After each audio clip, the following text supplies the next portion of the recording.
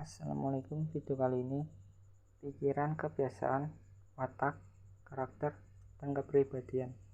Pikiran adalah kekuatan yang sangat efektif. Tanpanya setiap kekuatan hanya besar saja. Pikiran merupakan sebuah pabrik pemikiran.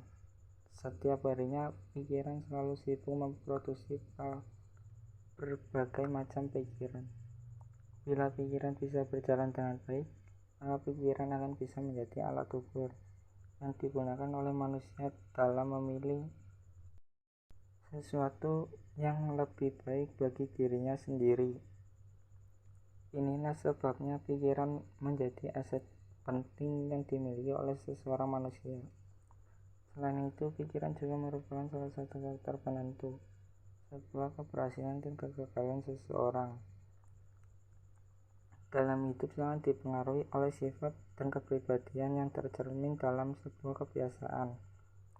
Diartikan sebagai pikiran yang diciptakan dalam benak seseorang, kemudian dihubungkan dengan perasaan dan diulang-ulang hingga akal.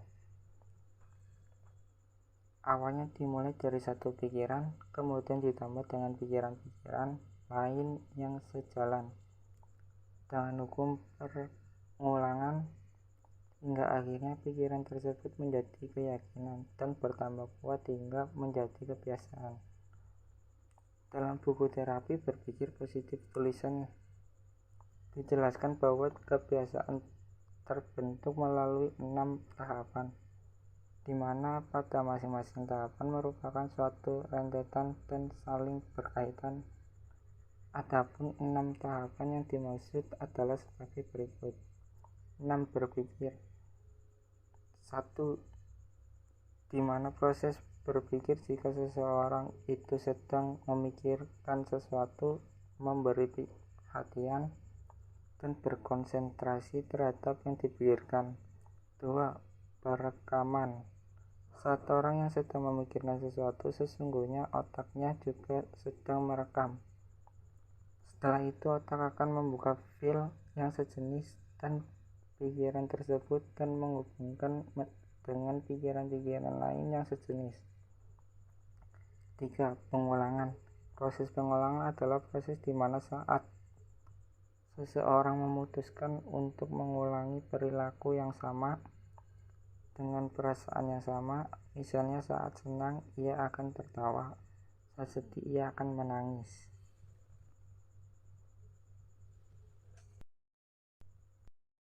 Yang keempat, penyimpanan. Saat seseorang dihadapkan dengan banyak kejadian, maka akal akan sering berpikir.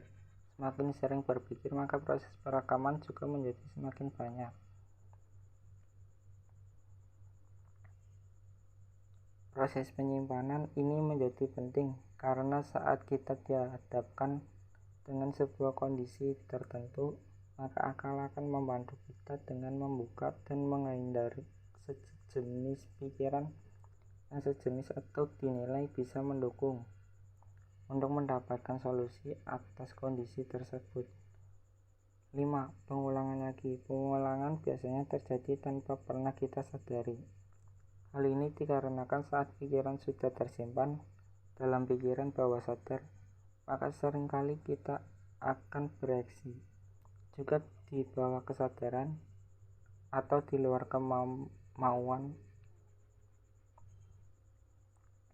Memori yang tersimpan dalam akal bawah sadar, maka ia akan menjadi semakin kuat dan mendalam. 6. Kebiasaan. Kebiasaan merupakan tahapan terakhir dari serangkaian proses yang ada sebelumnya.